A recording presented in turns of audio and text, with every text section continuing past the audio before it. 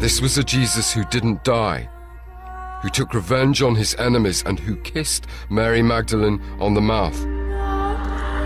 These were shocking and challenging texts, never before seen by a Western scholar. And although it was known they'd existed in antiquity, they'd been lost for nearly 1,500 years.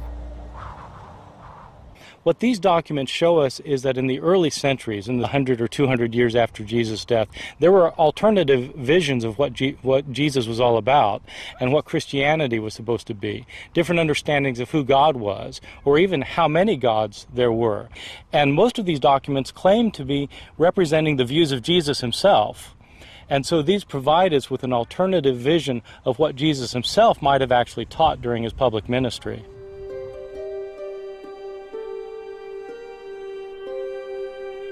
So why did these books end up buried here?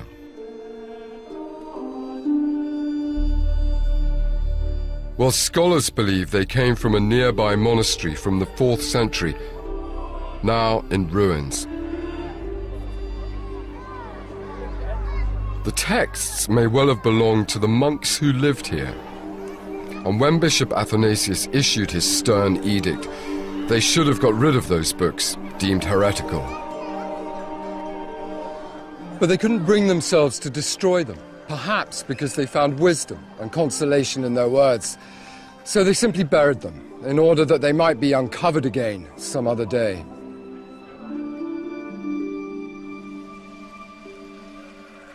There's even a rumor that the skeleton found with the scrolls belonged to a slave ordered by the monks to carry the 13 books to their burial place, and then murdered to prevent him from ever revealing their secret.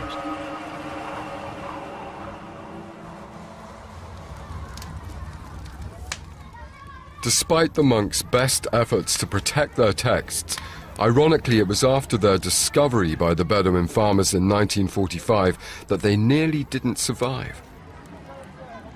Having found the papyri, the ringleader Ali ripped them up to divide them between his companions. When they showed no interest, he wrapped them in his turban and took them home. When he got there, he threw them into a courtyard which was reserved for animals. To make matters worse, his mother used some of the brittle leaves that evening to start a fire for the family meal. It's a miracle they survived at all.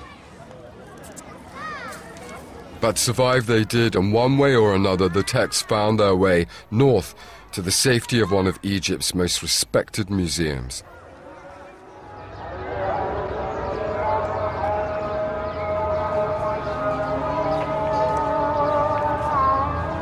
This is the Coptic Museum, and it's here that the Nag Hammadi scrolls are now housed. This is fantastic. Yeah, it really is. I want to find out just what it was about them that made the leaders of the early church feel it was necessary to condemn them as heresy. Coptic stonework. My companion is the distinguished Coptologist Stephen Emmel, who spent over 30 years conserving and studying the texts. Amongst the manuscripts found were many fragments of Gospels not included in the New Testament. One such text is the Gospel of Thomas, unusual because it was discovered in its entirety. It's attributed to, although not proven to be, the work of one of Jesus' disciples, famous in the New Testament as Doubting Thomas. He's the apostle who refused to believe in Jesus' resurrection until he saw it for himself. The Gospel penned in his name is a collection of 114 sayings ascribed to Jesus, written in Coptic, the Egyptian language from the beginning of the Christian period. Its style and central message is very different from that found in Matthew, Mark, Luke, and John. It begins here. This is the subtitle to the previous work. And then a new work begins.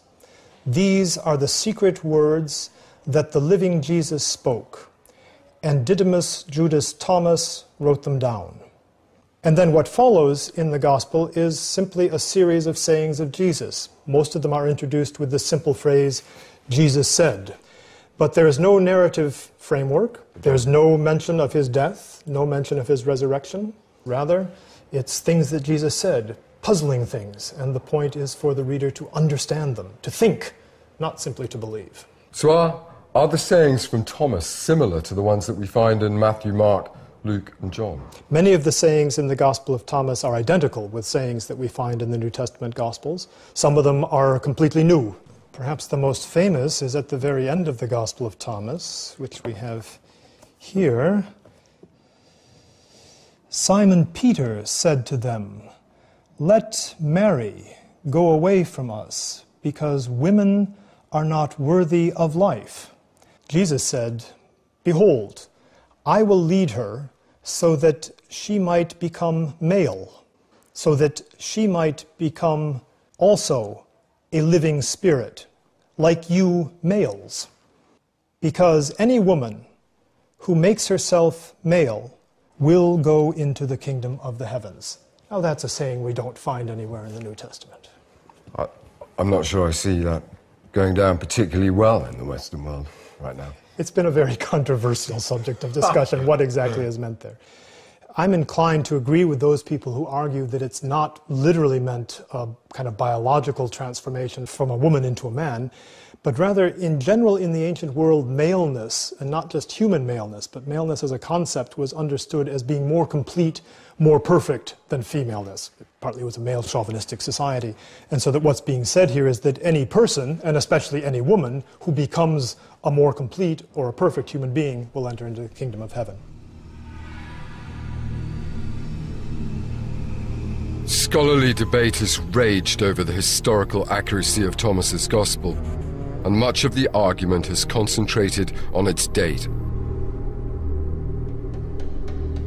Although the physical manuscript of Thomas can be dated to the early 4th century, there's speculation that the content of the Gospel is far older. The logic goes that if it was written in the 1st century, it could well be earlier than the canonical Gospels. And if that's the case, it's the nearest we'll ever get to the historical Jesus. So is this the earliest information about Jesus that we have? It could be, because this form, nothing but a series of teachings of Jesus, a few very simple narrative frameworks, but no biographical information whatsoever, whereas the canonical Gospels, especially Matthew, Mark, and Luke, are cast as a kind of biography of Jesus.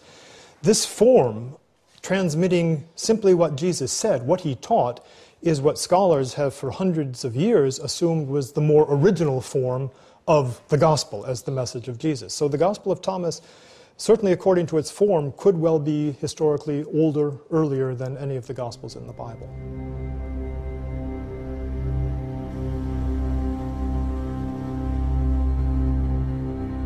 The fact that so many fragments of the Gospel of Thomas have been found also suggests that, as well as being early, it was widely read. And the good condition of the Nag Hammadi text in particular was because it was written on the best quality papyri, save for the books that were highly valued.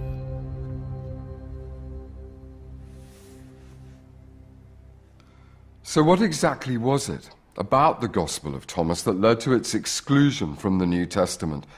On the surface, a text that contains the sayings of Jesus hardly seems controversial. And yet, even though I studied at theological college, I wasn't taught about it.